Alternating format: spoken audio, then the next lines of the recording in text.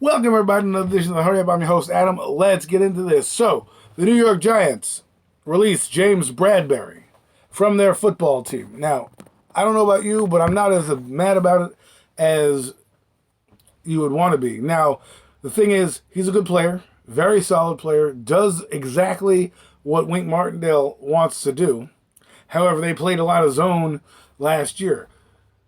The Hub, got to give him credit for it. He said that when watching the film, and I see what he was talking about, Bradberry's off the line about 10 or 15 yards, which is not good for what Bradberry was. He's not a speed corner, so putting him off the line doesn't do anything other than hinder his overall ability.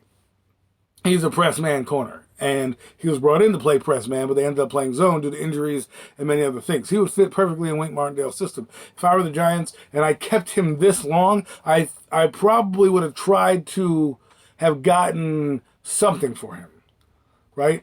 But they didn't, and they let him go. See, if you were hell bent on letting him go, you should have let him go early on. You didn't need the money right away, but you should have let him go early on. They didn't. They kept him around. At this point, I probably would have tried to work something out and say, hey, look, we want you here. We need you here. This is one of the reasons what I was talking about before about tearing it down.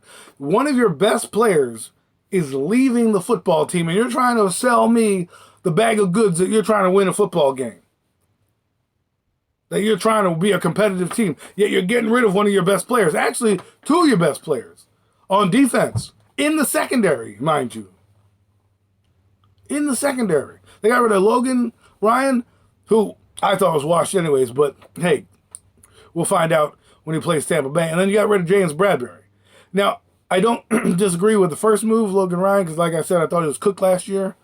But James Bradberry had a rocky start, but I don't think it was on him per se. I think the rocky start was because he played 10 or 15 yards off the ball in a defense that was predicated on bump and run, or press man, which is basically bump and run, the layman's term, bump and run. But yet, you're getting rid of him. So now you're trying to tell me and sell me that, hey, we're going to be a good team.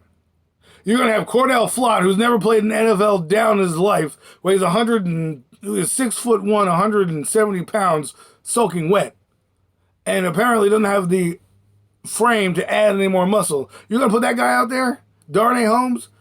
Aaron Robinson? Now, I know some people say let the young guys play, but with that comes their inexperience. With that comes blown coverages and assignments.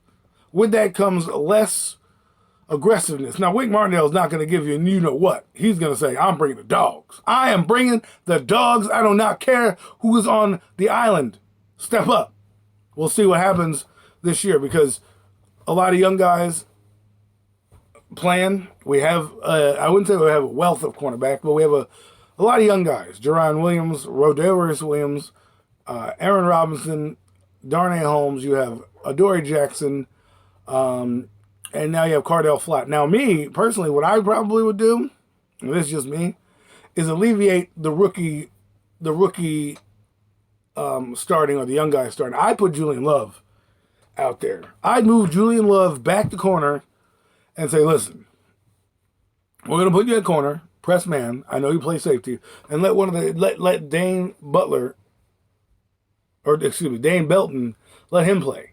Let him play what Julian Love is going to play. Move Julian Love to corner and say, listen, we need you here.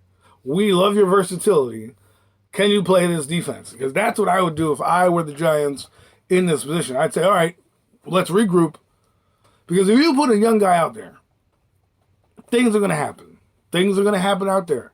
Whether it's because he doesn't know what's going on, whether he bites on something he hasn't seen, a lot of inexperience. You let a lot of experience, a lot of games. And remember, James Bradberry was rarely injured.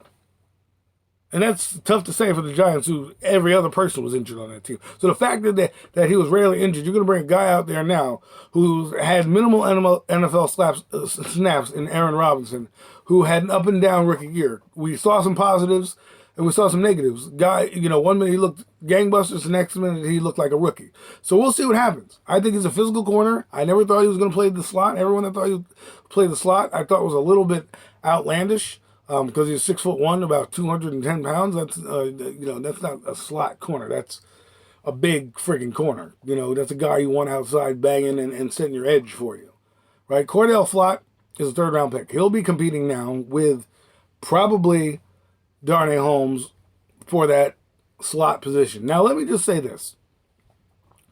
The Giants' pass rush better be 100% get to the quarterback because they're going to need to help out that secondary if they're going to win games. And let me tell you this right now before people get upset or it goes, there are going to be plays given up in this defense. Probably as you progress and get better quarterbacks and better players out there, you're going to see a lot more of that. A lot more broken plays, broken coverages, because they're going to test the corners. They haven't seen everything. So if the Eagles' Nick Sirianni says, you know what, we're going to run this stop and start move on Aaron Robinson. We haven't run it all day. And A.J. Brown runs a stop and start move, and Robinson gets caught flat-footed. He's gone. Touchdown. So these are the things that Bradbury allows you to do. Again, you tell me that you want to win, but you're getting rid of one of your best players. That doesn't tell me you want to win.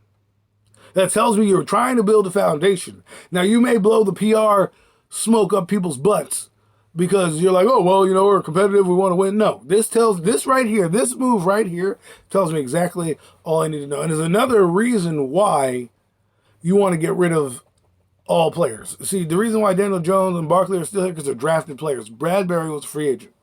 Easier to let go of that guy than it is Daniel Jones and Barkley. Why? Because those two guys were in-house drafted. It's a bad look that you get rid of draft picks. Free agency, you don't. But this is why I kept saying, get rid of everybody, get what you can. Because guess what?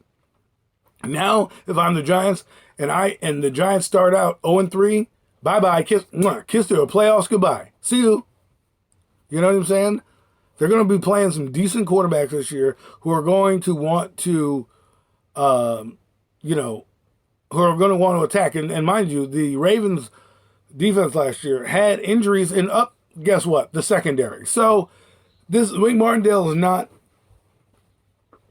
his first rodeo. However, look for a lot of big plays in the Giants secondary. Not because they're not good, but because young guys are going to make mistakes. And sometimes the mistakes happen at the worst possible time. And that is something that can't be coached out. Sometimes you're going to have a mistake.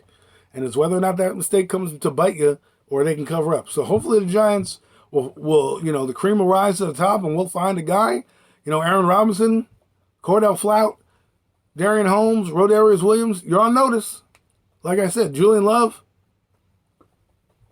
You could, if you don't want to keep Love there all year, put him there to get him on the field, put Belton in, or vice versa, right? This could be one of the things that you see. Love is playing well at safety. Corner is the weakest part of the defense. Let's move Love to corner, put Belton in his place. Yes, we weak here, but we can make up for that with McKinney and give him limited assignments. We can't make up for what the experience is going to happen outside for Julian Love. So, take those things into factor. It's been a long time coming for the Giant fans. I really thought they were going to keep him. I would have kept a good player, especially kept him this long. You might as well have found a way to cut. You could have cut like Zimenez, Slayton, and a few other bums that we don't need. But we keep those guys. So Joe Schoen's an interesting guy. Brian Dable's an interesting guy. You can't really telegraph their moves or know what they're thinking. So let's see if this works out. But another blow to the Giants secondary. One that may be costly come September when you're playing good teams and they're ready to play. Later on in the year might be different because, again, the kid whoever's there will get experience. And I hate to say it, injuries are a factor, and I wouldn't be surprised if injuries hit that spot hard again, just because it tends to be that way. Giants always seem to lose somebody in our curse. But let's hope for the best and prepare for the worst, as they say. But know this. The Giants' defense will be aggressive. It's a matter of if they can hold up their end of the bargain. This has been another edition of The Hurry Up. I hope you enjoyed it. Let's go, Giants. Let's hope this move is great. You can catch my content if you like if you like anything you hear. Subscribe. Hit the like button. Send a comment if you want, good or bad. Just send a comment. Just see what your thoughts are. I do the Hurry Up. I do the Hurry Up Live. I do premium takes. And I do the NFC East Roundup with Mac the Giants fan. We'll be coming out on Thursday with a live schedule edition of the NFC East teams, going over every games, our thoughts on what we think might happen. And yeah, that's it. If you like all that stuff, stay tuned. There'll be more coming this off season and this year.